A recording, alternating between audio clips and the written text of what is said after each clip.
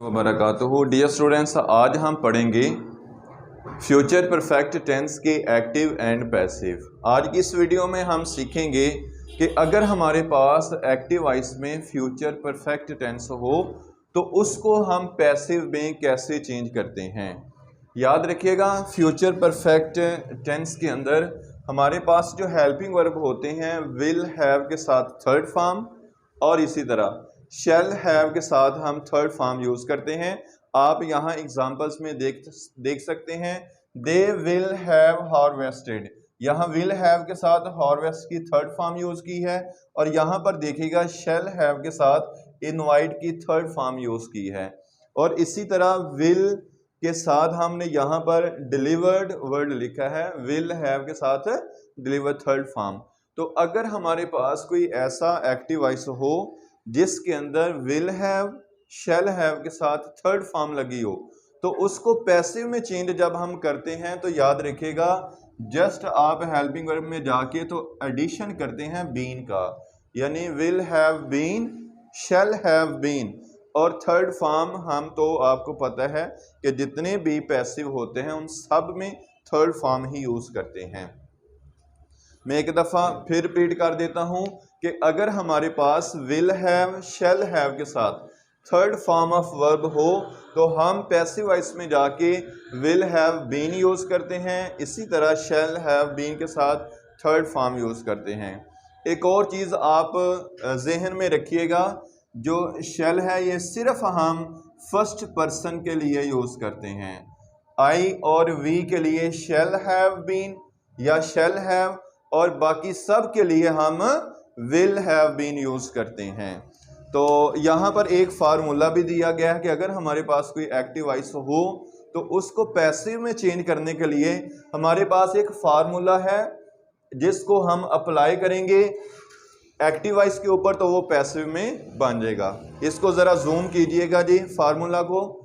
Formula हमारे पास है object in subject case, यानी जो एक्टिव वॉइस होगा उसके ऑब्जेक्ट को आपने सब्जेक्ट की जगह पे ले आना है। फिर हम बाद में हेल्पिंग वर्ब यूज करेंगे विल हैव बीन को, या फिर अगर हमारे पास आई और वी सब्जेक्ट होगा तो हम शैल हैव बीन यूज करेंगे। इसके बाद थर्ड फॉर्म ऑफ वर्ब, फिर बाय, फिर हमारा जो सब्जेक्ट होगा एक्टिव वॉइस का वो पैसिव में जाके तो ऑब्जेक्ट की जगह पे हम सेट करते हैं। एग्जाम्पल्स की तरफ बढ़ते हैं।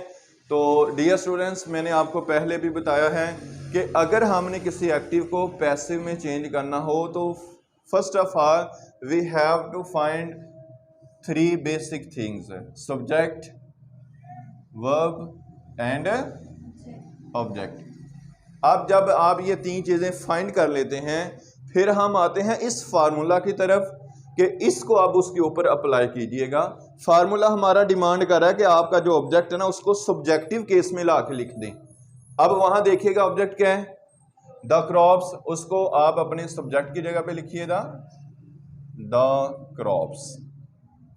ओके, इसके बाद विल हैव बीन यूज होगा या फिर शैल हैव बीन।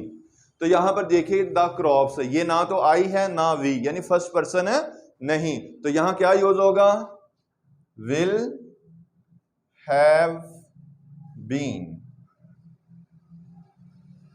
इसके साथ हम third form of verb use करते हैं। तो याद रखें, जो परफेक्ट टेंसेस होते हैं उसमें ऑलरेडी हमारे पास थर्ड फॉर्म मौजूद होती है, ठीक है। तो ऊपर भी थर्ड फॉर्म है तो यहां भी हम थर्ड फॉर्म ही यूज करेंगे, हार्वेस्टेड। और थर्ड फॉर्म के बाद हम क्या यूज करते हैं, बाय। इसके बाद हमारा जो सब्जेक्ट होता है एक्टिव वॉइस का उसको पैसिव वॉइस में जाके तो ऑब्जेक्ट की जगह पे लिखते हैं। तो दे की जो ऑब्जेक्टिव कंडीशन है वो देम होती है। हमने फर्स्ट एग्जांपल को कंप्लीट कर लिया है। सेकंड की तरफ बढ़ते हैं। I shall not have invited you on my birthday. जी, तो जब हम किसी एक्टिव को पैसिव में चेंज करते हैं तीन चीजें फाइंड करनी होती हैं। कोई बता सकते हैं आप में से? सब्जेक्ट, ऑब्जेक्ट और वर्ब। तो इसमें देखिएगा सब्जेक्ट हमारे पास आई है, शैल not have, verb you is the object. ठीक है। और ये जो है ये कॉम्प्लीमेंट है, तो इसको हम इसमें मतलब एडजस्ट नहीं करेंगे, इसको पैसिव वॉइस में भी जाके उसी तरह हम लिख देंगे। I shall not have invited you. अब इसके ऊपर ये वाला फार्मूला अप्लाई करेंगे। वहां पर देखिएगा ऑब्जेक्ट क्या है, यू जी। सेकंड फार्मूला में देखें ऑब्जेक्ट क्या है, यू। तो ये सब्जेक्टिव कंडीशन में आके यू ही रहता है। ओके इसके बाद विल हैव बीन या शैल हैव बीन, तो आप इससे बताइएगा कि यू के लिए हम विल हैव बीन यूज करेंगे या शैल हैव बीन। क्या यूज करेंगे, will have been. Will have been, इसके लिए विल हैव बीन यूज होगा, लेकिन आपने यहां पर ख्याल रखना है कि ये चूंकि नेगेटिव सेंटेंस है तो हमने पैसिव को भी नेगेटिव बनाना है, तो विल के बाद नॉट लगाएंगे, हैव बीन। ओके यहां तक हमने कवर कर लिया। इसके बाद थर्ड फॉर्म ऑफ वर्ब, तो वो ऊपर भी यूज हो गया इनवाइटेड। इनवाइटेड के बाद हम क्या यूज करते हैं, बाय। थर्ड फॉर्म के बाद बाय, और इनवाइटेड बाय इसके बाद हमारा जो सब्जेक्ट होगा वो ऑब्जेक्टिव केस में जाके लिखा जाएगा। तो बताइएगा कि आई की ऑब्जेक्टिव कंडीशन क्या होती है, मी।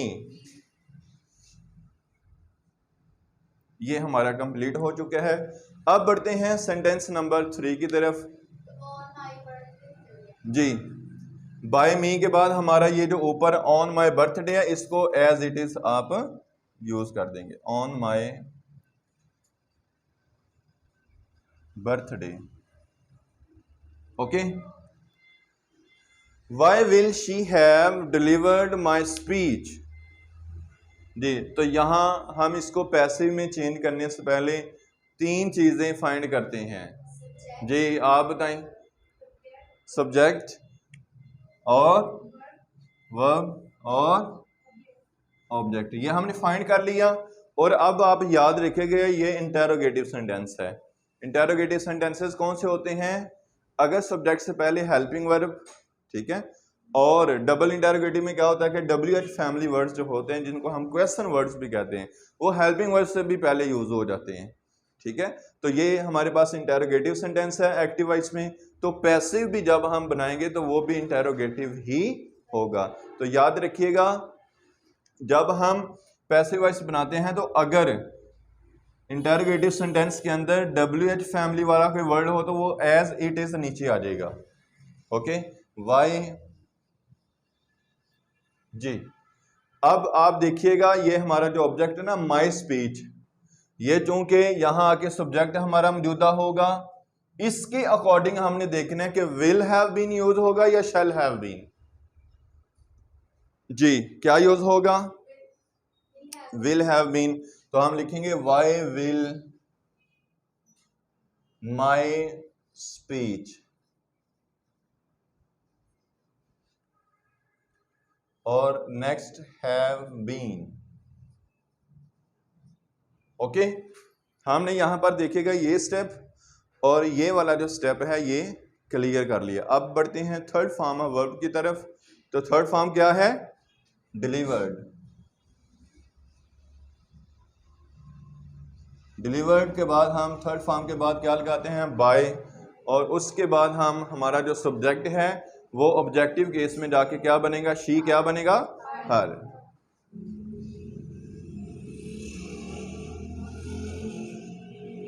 जी मैं उम्मीद करता हूं आपको समझ आ चुकी होगी। अगर कोई आपका कोई क्वेश्चन वगैरह हो तो आप कमेंट सेक्शन में पूछ सकते हैं। अस्सलामु अलैकुम व रहमतुल्लाहि व बरकातहू।